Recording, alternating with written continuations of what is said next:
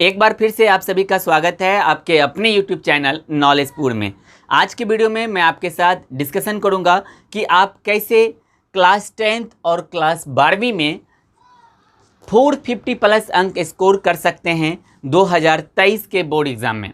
आप किसी भी बोर्ड से पढ़ाई कर रहे हैं, मैटर नहीं करता है। आप बिहार बोर्ड के हैं, पश्चिम बंगाल बोर्ड के हैं, उत्तर प्रदेश बोर्ड के हैं या झारखंड बोर्ड के हैं, आप किसी भी बोर्ड के हैं या मैटर नहीं करता है।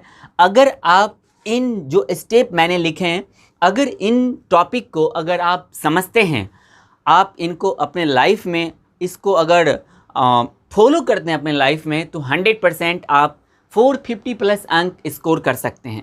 ये जो भी मैंने टॉपिक लिखे हैं ये ज़मीनी स्तर से जुड़ा हुआ है, जो मेरे लाइफ में, आपके लाइफ में, आपके पापा या फिर आपके फैमिली मेम्बर जो ऑलरेडी 10th या 12th का एग्ज़ाम दे चुके हैं, उनके लाइफ में भी ये घटित हो चुका है। तो मैं इन्हीं बातों को आपके साथ डिस्कशन करूँगा। तो मेरी आपसे एक ही रिक्वेस्ट है, यह वीडियो हो सकता है कुछ लंबा हो, लेकिन आप इस वीडियो को कंप्लीट देखिएगा। अगर आपका पूरा कन्फ्यूज़न क्लियर नहीं होगा तो आप वीडियो को डिसलाइक कर दीजिएगा। आप नीचे कमेंट में लिख दीजिएगा कि सर आपने आज मेरा 10 मिनट टाइम ख़राब कर दिया। ठीक है, तो चलिए शुरू करते हैं हम आज के वीडियो को। तो हमारा आज का पहला जो मैंने टॉपिक जो दिया है, पहला जो हमारा हेडिंग है वह है आपसे उम्मीदें बहुत है। ठीक है, आप इस चीज़ को ध्यान में रखिए कि आप पर लोग विश्वास बहुत ज़्यादा जता रहे हैं। अगर आप कक्षा 10th के बच्चे या बच्ची हैं या 12th के हैं, आपके परिवार वालों का, आपके रिश्तेदारों का, आपके समाज का, आपके कोचिंग संस्थान का, आपके जो सरकारी विद्यालय जहां आपका एडमिशन है वहां के शिक्षकों का, सभी शिक्षकों का आपसे एक उम्मीद है। आप पर वो लोग एक विश्वास जता रहे हैं कि आप कोचिंग संस्थान का नाम या विद्यालय का नाम, इवन आपके परिवार वाले, आपके माता पिता यह सोच रहे हैं कि अगर मेरी वो बेटी या वो बेटा अगर अच्छा अंक स्कोर नहीं कर पाया मैट्रिक या 12th के एग्ज़ाम में, तो मेरा ये बेटा या ये बेटी अच्छा अंक स्कोर करेगी या फिर करेगा और ये मेरे परिवार का नाम रोशन करेगा, मेरे कोचिंग का नाम रोशन करेगा या करेगी, वो मैटर नहीं करता है। लेकिन आपसे उम्मीदें बहुत है, तो आप इस उम्मीद को पॉजिटिव में लीजिए, ना कि नेगेटिव में। आपको नेगेटिव में नहीं लेना है, बल्कि इसको आपको पॉजिटिव में लेना है। आप यह मत सोचिए कि मुझसे इतने सारे लोग उम्मीद लगाए हुए हैं, मैं कैसे पढ़ूंगी, है ना। आप ये सोच के डिप्रेस आप मत होइए, आपको डिप्रेस नहीं होना है। आप बल्कि यह सोचिए कि मेरे अंदर कुछ तो बात है, तभी तो इतने सारे शिक्षक, मेरे ये रिश्तेदार, मेरे पापा, मेरी मम्मी, ये सभी मुझ पर विश्वास जता रहे हैं कि मैं अच्छा अंक प्राप्त कर सकती हूँ या कर सकता हूँ। तो आप इसको पॉजिटिव लीजिए। ठीक है, इसको हमेशा, क्योंकि देखिए आप एक्चुअल में होता क्या है कि आप जैसा सोचते हैं, हम लोग जैसा सोचते हैं, हमारा जो एक्शन होता है ना लगभग वैसा ही होता है। ठीक है, हमारा दूसरा है आज का कि अपना एक लक्ष्य बनाइए। तो आपको जो अपना एक एम बनाना है, आपको अपने हिसाब से बनाना है। सभी का जो सोचने का तरीका है, सभी का जो माइंड है वो एक समान नहीं है। किसी के पास थोड़ा एक्सटर्नल मतलब किसी भी चीज़ को एडॉप्ट करने का पावर होता है। कोई एक बार किसी चीज़ को पढ़ता है, उन्हें अच्छे से याद हो जाता है, एक बार समझता है, पूरा क्लियर हो जाता है कॉन्सेप्ट ही उनका। लेकिन कुछ ऐसे भी बच्चे होते हैं जो कई बार उनको पढ़ते हैं तब जाके उन्हें समझ में आता है, और कई बार कन्फ्यूजन रह ही जाता है। तो सभी का अलग अलग है, लेकिन आप अपने हिसाब से अपना एक टारगेट सेट कीजिए कि हमें 2023 के बोर्ड एग्ज़ाम में हमें कितना अंक स्कोर करना है, और आप प्रयास कीजिए कि आप ज़्यादा से ज़्यादा का टारगेट रखें।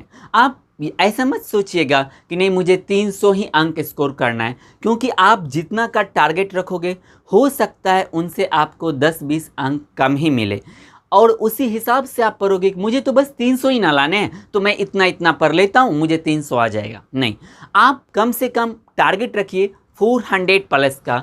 आपको टारगेट रखना है 400 प्लस का। लेकिन अगर आप 450 रखते हैं तो वह भी अब के ज़माने में कोई समस्या की बात नहीं है। इसमें कोई बड़ी कठिनाइयाँ नहीं आएगी आपको इतना अंक स्कोर करने में, ठीक है।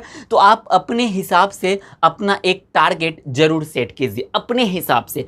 ऐसा नहीं कि आपका एक क्लास का टॉपर है और वह टारगेट रखा हुआ कि मुझे 480 या 490 लाना है और आप उसी टारगेट के पीछे भाग रहे हो और आपका कॉन्सेप्ट क्लियर नहीं हो रहा है, आपको कुछ भी समझ में नहीं आ रहा है, ना ही याद हो रहा है, आप डिप्रेशन में हो और उसी डिप्रेशन के कारण आप अब 300 भी लाने के काबिल, मतलब आप में अब काबिलियत नहीं है। तो आपको दूसरे के अनुसार अपना टारगेट सेट नहीं करना है, अपनी क्षमता के अनुसार आपको अपना टारगेट सेट करना है, ठीक है। हमारा तीसरा है कि अपने सिलेबस को बारीकी से, है ना, अपने सिलेबस को बारीकी से पढ़ें, ठीक है। आपका जो सिलेबस है, आपके पास अगर आप क्लास 10th में हो या 12th में हो तो 6 बुक आपको पढ़ना है ना, 6 बुक पढ़ना है। तो आप अपने सभी बुक में से आप पहले ये देखिए कि सिलेबस कितना कितना है, एक बुक में कितना सिलेबस दिया हुआ है, आपको पढ़ना क्या सब है, पहले इस चीज़ को आप क्लियर कर लीजिए। अगर आप मान लो हिंदी पढ़ रहे हो या फिर आप अंग्रेजी पढ़ रहे हो, साइंस पढ़ रहे हो, तो साइंस के तीनों स्ट्रीम में देखो, फिजिक्स, केमिस्ट्री और बायो में, कि आपको कितना कितना चैप्टर पढ़ना है, आप उसको पहले क्लियर कर लो और फिर जाके पहले अपने सिलेबस को बारीकी से पढ़ लीजिए। एक्चुअल में आपको पढ़ना क्या है, इसलिए मैंने ये टॉपिक यहाँ दिया है ऊपर में, कि कई बार क्या होते हैं बच्चे, उनको ये पता ही नहीं होता है कि एक्चुअल में मुझे पढ़ना क्या है, तो वो उनको बहुत सारे शिक्षकों के द्वारा उन्हें अलग से कुछ और टॉपिक या सिलेबस ऐड कर दिया जाता है। एक्चुअल में जो उन्हें नहीं पढ़ना है, अब वो भी पढ़ रहा है, तो उनका जो एक्चुअल में उन्हें पढ़ना था वो वाला टाइम तो उनका किल हो रहा है ना। तो आपको इस चीज़ का ध्यान रखना है कि आपको वही चीज़ पढ़ना है जो आपको आपके टारगेट तक पहुंचने में मदद करे, है ना। इनके अलावा कुछ भी आपको नहीं पढ़ना है। आपको अपने टारगेट को अगर क्लियर करना है तो इसके लिए पहले आपका सिलेबस क्लियर होना जरूरी है। उनके बाद हमारा नेक्स्ट है कि 6 मंथ के अंदर सिलेबस कंप्लीट करने का प्रयास कीजिए।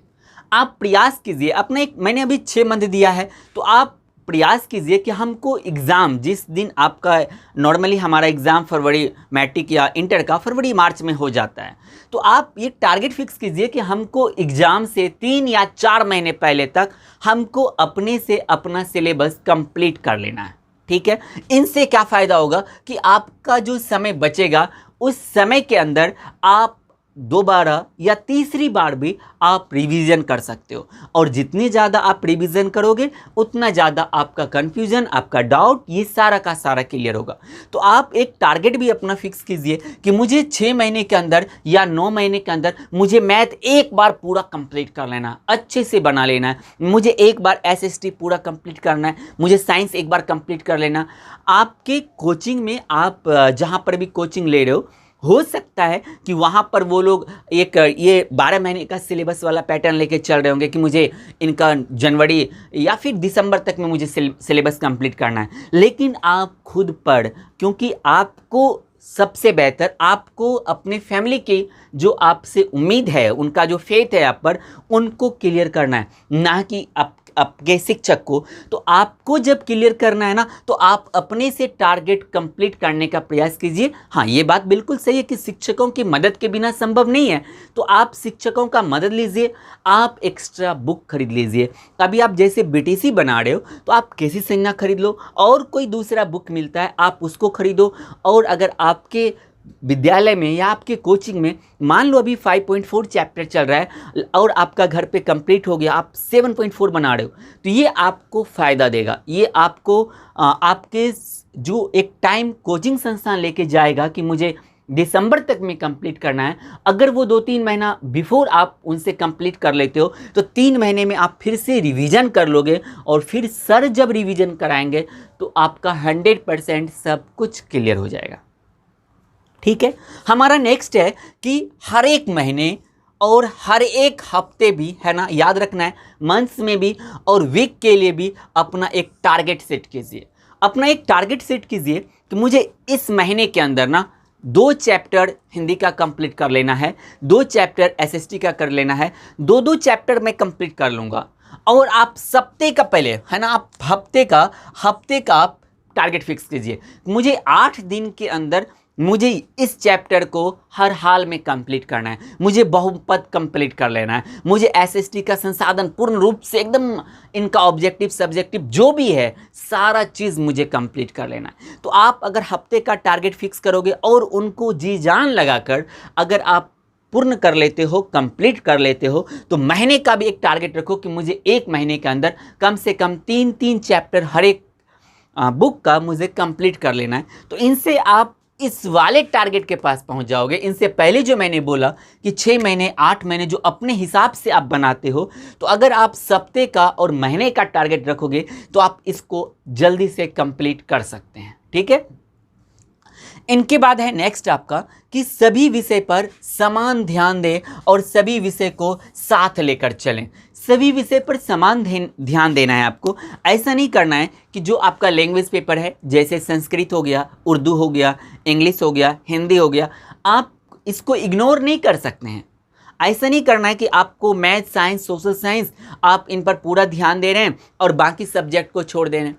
होता क्या कई बार कि बच्चे को अंत में आके एसएसटी समझ में नहीं आता, कई बच्चों को हिंदी समझ में नहीं आता, क्योंकि वो इन सब्जेक्ट को पढ़ना ही शुरू करते हैं एग्ज़ाम से 2-3 महीने पहले। गैस पेपर खरीद लिए या फिर क्वेश्चन बैंक खरीद लिए, उनसे वो डायरेक्ट क्वेश्चन आंसर को रटना शुरू कर देते हैं, तो उन्हें कुछ समझ में नहीं आता, क्योंकि आपका जो ये मेमोरी है, मेमोरी पूर्ण रूप से आपका एक्सटर्नल नहीं है कि आप इसमें 200 GB या 50 GB डाटा याद करके स्टोर कर लोगे। ये तो आप भूलने की है ना। तो आप जब तक समझोगे नहीं तब तक आपका कुछ भी नहीं हो सकता है, आप क्वेश्चन रट नहीं सकते हो। तो आपको क्या करना है, आपको सभी विषय पर समान ध्यान देना है। इसके बाद मैंने क्या बोला, मैंने बोला कि सभी विषय को साथ लेकर चले। सभी विषय को साथ लेकर चले तो इसका तात्पर्य यह नहीं है, मैं यह नहीं कह रहा हूँ कि आप अगर मैथ को कंप्लीट करने में, एक चैप्टर कंप्लीट करने में 3 घंटे समय दे रहे हो तो आपको हिंदी को भी 3 घंटे समय देना नहीं, बिल्कुल नहीं देना। क्योंकि अगर आप 3 घंटे में मैथ बनाते हो, क्योंकि मैथ जो होता है वो कैलकुलेटिव होता है, लेकिन लैंग्वेज पेपर जो होता है या एसएसटी जो है, मूल रूप से एसएसटी में आपको पढ़ना है ना। हिंदी में आपको एक चैप्टर पढ़ना है, तो एक चैप्टर पढ़ने में आपको 1 से 30 मिनट लगेंगे, या 1 घंटे में आपका सारा क्वेश्चन आंसर सब भी क्लियर कर सकते हो, एक बार ऑब्जेक्टिव सब कुछ आप देख सकते हो। तो लेकिन आपको ये ध्यान में रखना है कि साथ ही के साथ प्रत्येक दिन सभी विषय पर बराबर ध्यान देना है और सभी विषय को साथ लेकर चलना है। आप मैथ, साइंस को कुछ समय ज़्यादा दीजिए, एसएसटी को कुछ समय ज़्यादा दीजिए, लेकिन जो आपका लैंग्वेज पेपर है उनको भी साथ लेकर चलना है, उनको पीछे नहीं छोड़ना है। ये नहीं सोचना कि इसको तो हम एग्ज़ाम से 2 महीने पहले कंप्लीट कर लेंगे, इनसे फिर आपका बहुत ज़्यादा नुकसान हो जाएगा। क्योंकि याद रखिएगा, लैंग्वेज पेपर ही ना, जो टॉपर बच्चे होते हैं उनके अंक को बहुत ही ज़्यादा आपसे दूर लेकर चला जाता है। ठीक है, इस चीज़ को ध्यान में रखना है। आप टॉपर बच्चों का जब आप इंटरव्यू देखेंगे या उनके आप रिजल्ट को जब चेक करेंगे तो आपको पता चलेगा कि उनके जो लैंग्वेज पेपर होते हैं उसमें वो लोग 95+ स्कोर कर लेते हैं और आपका नहीं हो पाता है। तो कारण क्या है, क्योंकि आप उसको इग्नोर करके चलेंगे, तो आपको इग्नोर नहीं करना है। ठीक है, उनके बाद है नेक्स्ट है आपका किताब के हर एक लाइन को पढ़ें और कन्फ्यूज़न को अंडरलाइन करें। तो जो आपका लैंग्वेज पेपर, ये प्रॉपर लैंग्वेज पेपर के लिए है ये, कि आपका लैंग्वेज पेपर या एसएसटी, इवन साइंस भी अगर आप पढ़ते हैं तो वहाँ पर आपको हर एक लाइन को पढ़ना है।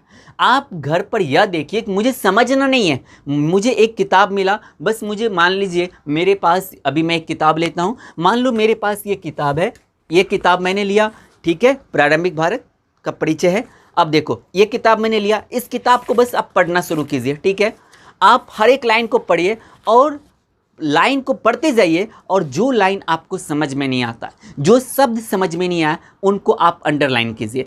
अंडरलाइन करने के लिए आप पेंसिल का प्रयोग कर सकते हैं या हाइलाइटर का प्रयोग कर सकते हैं, जैसे देखिए मैंने किया है। इनसे क्या होगा कि जब आप दोबारा चैप्टर पढ़ना शुरू करोगे तो आप को मुख्य रूप से इनको पढ़ना है, तो ये इतना दूर अगर आप पढ़ोगे तो इतना दूर का समझ में आ जाएगा। तो ये आप बिल्कुल कीजिएगा, इनसे 100% आपका फायदा होगा। ठीक है, किताब के हर एक लाइन को पढ़ना है, ठीक है, और अंडरलाइन करते जाना है कन्फ्यूजन को। फिर आप जब अपने संस्थान में जाइएगा तो आप अपने शिक्षक से अपने कन्फ्यूजन को, अपने डाउट को उनसे क्लियर करवाइए, उनसे पूछिए, वो आपको क्लियर कर देंगे। नेक्स्ट है आपके लिए कि हर एक चैप्टर का एक फ्रेश नोट बनाते जाइए। हर एक चैप्टर का फ्रेश नोट बनाने का मतलब है कि आपका अगर एक चैप्टर कंप्लीट हो गया तो उस चैप्टर का जो मुख्य बातें हैं, जो इम्पोर्टेंट लाइन है, जहाँ पर आप मान लो एक चैप्टर है और जैसे मान लो हिंदी का एक बहादुर चैप्टर है, वो 5-6 पेज में है, तो आप उसमें से अगर 8-10 लाइन भी छांट के निकाल लोगे तो 8-10 लाइन में ही आपको समझ में आ जाएगा कि एक्चुअल में बहादुर में है क्या सब। इसी प्रकार से आप साइंस ले लो, सोशल साइंस ले लो, उसमें से एक चैप्टर मान लो संसाधन आपने उठाया, संसाधन में आप देखो कि मुख्य मुख्य बातें क्या है जो बहुत ही ज़्यादा इंपॉर्टेंट है और वो जानकारी आपको उस चैप्टर का होना ही चाहिए। तो आप उनको आप एक कॉपी में लिखते जाओ और बहुत सारे कोचिंग संस्थान में सर भी इम्पोर्टेंट लाइन लिखाते जाते हैं। तो आपको फ्रेश नोट बनाना है। इनसे फ़ायदा क्या होगा कि आप एग्ज़ाम से पहले मान लो अगर आपके विद्यालय में या कोचिंग में मंथली या वीकली एग्ज़ाम होगा या फिर सरकारी स्कूल में अगर मान लो छमाही या तिमाही सब एग्ज़ाम होता है तो वहाँ पर आपको एक बार फ्रेश कॉपी को बस पलट लेना है, 100% आपका क्लियर हो जाएगा। नेक्स्ट क्या है, तो आपको ऑब्जेक्टिव और सब्जेक्टिव या फिर लॉन्ग क्वेश्चन जो है इन पर भी आपको बराबर ध्यान देना है, साथ ही साथ लेकर चलना है। ये नहीं करना है आपको कि आपका अभी 2 चैप्टर साइंस का ख़त्म हो गया, फिजिक्स का ख़त्म हो गया है और 2 चैप्टर नहीं, मान लो पूरा फिजिक्स आपका ख़त्म हो गया, पूरा फिजिक्स ख़त्म हो गया लेकिन क्वेश्चन एक भी नहीं हुआ, ना ऑब्जेक्टिव हुआ, ना सब्जेक्टिव, ना लॉन्ग क्वेश्चन हुआ है, तो फिर आपको ये परेशान करेगा। आप ये नहीं कर सकते हो कि मैं दिसंबर जनवरी में क्वेश्चन का रट्टा लगाऊंगा और मैं वहाँ पर याद कर लूँगा, ये पॉसिबल ही नहीं है। आपको हर एक चैप्टर का ऑब्जेक्टिव, सब्जेक्टिव और लॉन्ग क्वेश्चन तीनों आपको साथ ही साथ क्लियर करते हुए जाना है, क्योंकि अगर आपका एक चैप्टर मान लो दर्पण अगर कंप्लीट हो गया, उनके क्वेश्चन का अगर सारा क्वेश्चन आपका क्लियर हो जाता है, जैसे अगले चैप्टर में जाओगे तो इनको बस 1-2 बार तो देखना है ना, रटना तो नहीं है, वहाँ पर आपको इसको पूरा समय नहीं देना, 5 या 10 मिनट दोगे आपका पूरा क्लियर हो जाएगा। तो आपको याद रखना है कि साथ ही साथ क्वेश्चन आंसर भी आपको कंप्लीट करते हुए जाना है और सप्ताह में एक दिन सारे क्वेश्चन को उस चैप्टर का या उस बुक का कंप्लीट कर लेना है। उनके बाद है नोट्स बनाएं और रिवीजन करते रहें। तो जो आप नोट्स बनाएंगे उन नोट्स का रिवीजन बिल्कुल मैंने जैसा कि मैंने अभी बोला इनसे पहले लाइन में कि आपको रिवीजन पे 100% ध्यान देना है। आपको प्रत्येक दिन या फिर आज का दिन अगर समाप्त हो रहा है, आप मान लो अगर 10 बजे सोते हो तो उस दिन आप मैथ कैलकुलेटिव को छोड़कर बाकी देखो कि क्या सब पढ़ने वाला है, क्या सब आज नोट्स मुझे लिखाया गया, उस इम्पोर्टेंट लाइन को, उस सब्जेक्ट के इम्पोर्टेंट लाइन को आप निकालो और उसको आप पढ़ लो और फिर सो जाओ प्रत्येक दिन। और फिर सप्ताह के अंत में यानी जिस दिन आपकी छुट्टी होती है, रविवार को, सोमवार को, जिस भी दिन आपके विद्यालय में या कोचिंग में छुट्टी होती है, उस दिन आप घर पर उनके सारे क्वेश्चन आंसर को आप क्लियर करो। छुट्टी के दिन आप एक बार रिवीजन करते रहो। इनसे क्या होगा, अगर आप प्रत्येक दिन रिवीजन कर रहे हो तो आप समझ लो महीने में आपके पास अगर 4 छुट्टी का दिन मिलता है तो 4 छुट्टी के दिन में आपके कई सारे क्वेश्चन क्लियर हो सकते हैं। कई सारे क्या, सारा का सारा क्वेश्चन आपका क्लियर हो सकता है। इनके बाद अंत में क्या है, तो अंत में है आपके लिए कि राइटिंग पर ध्यान दें। ये बिल्कुल ही इम्पोर्टेंट लाइन है ये, ठीक है, क्योंकि आपके पास अभी प्रॉपर टाइम है। अगर आप यह सोचोगे कि अच्छा सर तो हम लिखेंगे, जो एग्जामिनर होंगे जो कॉपी जांच करेंगे तो वो तो समझ लेंगे, बस मुझे नंबर मिल जाएगा, तो ये थोड़ी सी आपका गलतफहमी है। इस गलतफहमी को दूर कीजिए, क्योंकि अगर आपका अच्छा राइटिंग है तो अच्छा राइटिंग देखकर भी कई बार कई सारे बच्चों को कुछ अंक ज़्यादा मिल जाते हैं। बच्चे एक ही जैसे प्रश्न का उत्तर देते हैं, लेकिन जिनका राइटिंग बढ़िया होता है उनका अंक अच्छा हो जाता है। आपको यहाँ पर याद रखना है, राइटिंग पर तो ध्यान देना ही है, लेकिन राइटिंग के साथ साथ आपको स्पीड पर भी ध्यान देना है। इस चीज़ का भी ध्यान रखिएगा, क्योंकि वहाँ पे आपके पास अनलिमिटेड टाइम हॉल में नहीं मिलेगा।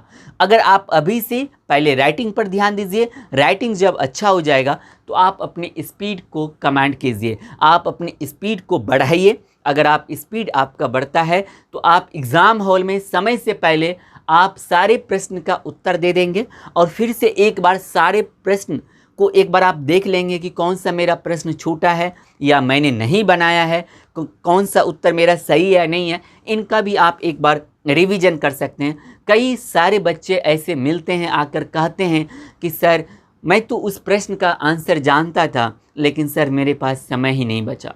तो ये आपके साथ ना हो, तो इसको दूर करने के लिए आपको क्या करना पड़ेगा, तो आपको स्पीड आपको बढ़ाना पड़ेगा, ठीक है। उनके बाद है हमारा टाइम टेबल जरूर बनाएं, ये सबसे इंपॉर्टेंट है, ठीक है। टाइम टेबल जरूर बनाएं। तो टाइम टेबल आपको अपने हिसाब से बनाना है।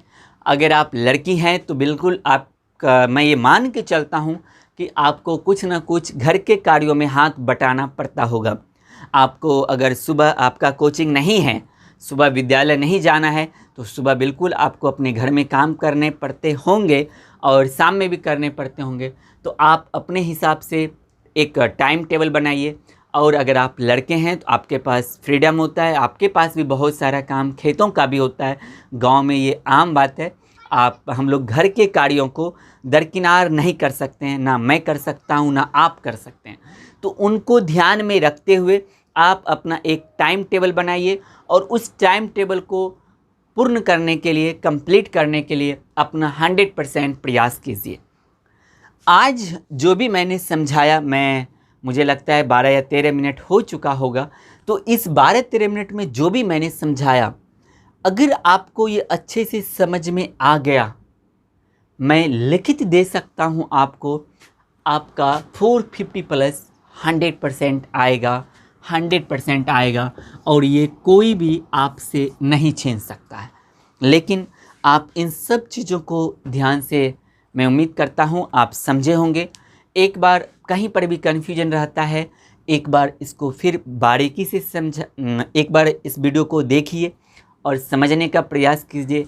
ये जो टाइम टेबल मैंने बनाया है या फिर जो मैंने एक हेडिंग देकर समझाने का प्रयास किया है, मैं यह एक शिक्षक के नाते तो मैंने आपको बताने का प्रयास किया ही है, लेकिन मैं आपके एक बड़े भाई के नाते भी मैंने आपको समझाने का प्रयास किया, क्योंकि गांव में इन सारी बातों का ध्यान रखा जाता है। मैं भी गांव से हूं, तो मुझे अच्छे से पता है कि गांव में लड़कियों को, लड़कों को पढ़ाई के साथ साथ कितनी सारी कठिनाइयों का सामना करना पड़ता है। तो आप एक बार फिर से देखिए और प्रयास कीजिए कि उन सारी कठिनाइयों का सामना करते हुए आपको अपना परचम लहराना है, आपको अपना झंडा जो है ना, डिस्ट्रिक्ट लेवल या स्टेट लेवल पर गाड़ना है। तो मैं उम्मीद करता हूँ कि आज के वीडियो में मैंने जो कुछ भी समझाया आपको 100% समझ में आया होगा। अगर आपको समझ में आया तो आप इस वीडियो को लाइक कीजिए, लेकिन लाइक से ज़्यादा आप इस वीडियो के लिंक को शेयर ज़रूर कीजिए। आप लोग शेयर नहीं करते हैं। आप ऑनलाइन क्लास लेते हैं, ऑनलाइन क्लास के बदले आपको कोई भी फीस नहीं देना पड़ता है। आप कोचिंग संस्थान में पढ़ते हैं, वहाँ पर आप एक बड़ा अमाउंट पे करते हैं प्रत्येक महीने का हर एक सब्जेक्ट के लिए। लेकिन यहाँ आपको ऑनलाइन क्लास में कुछ नहीं देना पड़ता। आप किसी भी चैनल वाले से पढ़ो, आप फ्री में पढ़ते हो। तो हम लोगों का फ़ीस क्या होता है, तो आप थोड़ा सा अपना सपोर्ट दीजिए। आप वीडियो के लिंक को शेयर कीजिए। आप अगर सोशल नेटवर्क यूज़ करते हैं, व्हाट्सएप यूज़ करते हैं, सभी के साथ शेयर कीजिए, क्योंकि जैसे जैसे हमारा परिवार बढ़ेगा आपको भी अच्छा लगेगा कि मैं इस परिवार से जुड़ा हूँ शुरुआत से, और आज यह मेरा परिवार इतनी बड़ी ऊंचाइयों पर है। तो यह परिवार जो है ऊंचाइयों की बुलंदियों को तभी छू सकता है जब उसमें आपका सहयोग होगा। तो मैं आपसे यह उम्मीद करता हूँ, जैसे आपके परिवार वाले आपसे उम्मीद करते हैं आप अच्छा अंक स्कोर करें, वैसे मैं भी आपसे उम्मीद करता हूँ कि आप इस वीडियो के लिंक को ज़्यादा से ज़्यादा शेयर ज़रूर करेंगे। हम मिलेंगे आपसे अगले वीडियो में एक अगले सब्जेक्ट के अगले चैप्टर को लेकर। तब तक के लिए देखते रहिए नॉलेजपुर के और सारे वीडियो को। जय हिंद, जय भारत।